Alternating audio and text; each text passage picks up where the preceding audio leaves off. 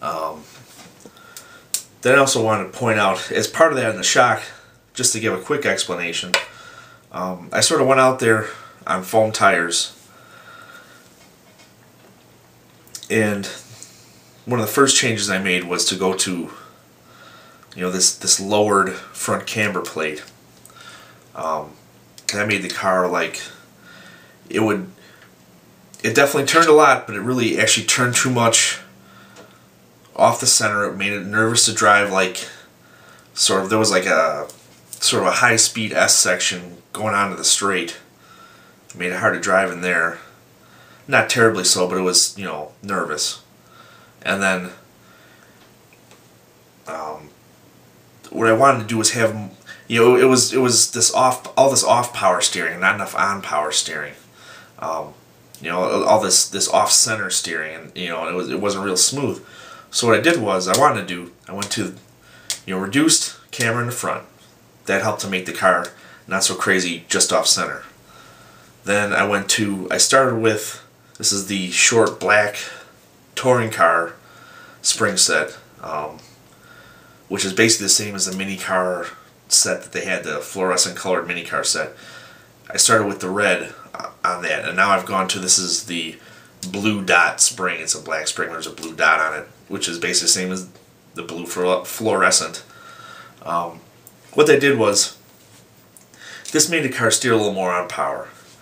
Reducing that off-center steering helped to calm the car down, where F1 cars, I've noticed, especially foam tire cars, you want to be able to drive them on power. You don't want to be letting off the gas all the time. You want to be sort of on the gas all the time, because that helps. That's what creates a corner speed, is that you're not having to let off to get the car to turn in and make the corner. You want to be able to just sort of roll out a little bit out of the throttle and have the car turn, and just enough to make the car turn and then get back on it. You want to keep the momentum up, especially with silver cans.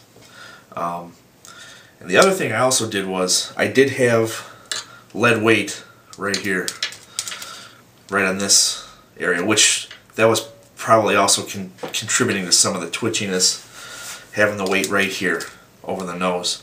So that weight went from here to right here, because I did originally have the larger battery. This is the 1800, if you can really see it, 1800 LiPo. It's actually a really small battery pack. You can see it's kind of hanging in there. That's servo taped into the car, because there's no other way to do it, but it's actually works out really well. You just kind of slap the thing in there and you're all set. But the weight went right here. Actually, if I was going to use this all the time for sure, 100%, I would move probably the ESC and the receiver inside of this area, and then just let the wings be, because you could pull that open if you need to get the battery out and pop the battery out sideways or what have you. Oh, and then also right back here, initially for rubber tire, I did have O-rings under the screw with a washer to kind of let the car flex a little more. I still didn't screw down the posts because the traction wasn't that high, so basically you just had here, here, here, and here to lock the car down. I mean, it'll still, the chassis itself will actually flex slightly, but not a ton, but a little bit, less than it did with the O-rings here. And the car's right now is really it's out of ride height, basically. These tires are too small. I ran them like all day long, so they're teeny tiny, and the ride height adjuster is maxed out here. So these are all, they're done basically. But really, I mean, if you can run this car at 3mm or 3.5, that's pretty good for carpet. I mean, if the track's rough, then obviously you raise it up a little bit, but 3.5 is usually fine. You'll make it through tech. I mean, and, as far as the wheels go too, I mean, I always glue the edge of the tire. This particular tire, this is the kit tire all the way around. The kit tire in the front, most of the time I exhaust like from here to here, or maybe even all the way across. Depends. The kit tire is like a, probably from the same family of tires, like a gray or a yellow or something like that. It's not a lot of rubber, natural rubber in there. So you actually can, it's like perfect for carpet racing, because the car doesn't get all bananas. You know, you're just doing this little edge. No, you're doing most of the carcass of the tire. You know, obviously you always do the full rear with the dope. So that's most of the stuff as far as carpet racing goes. But I always use this is the A. You know, it comes with a kit, the A compound. I always use the A. Eventually I'm going to get a set of B tires to try out just to see what the difference is.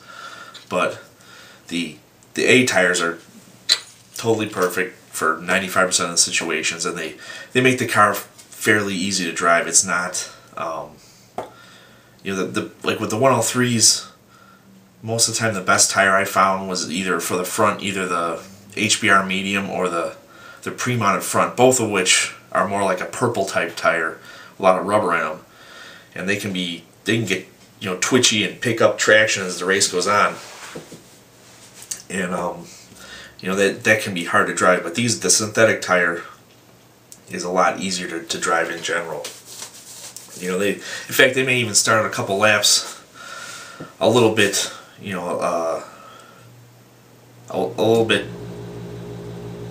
having not so much steering, and then once they kind of get settled in, they really work the right way. You know, it's just about perfect.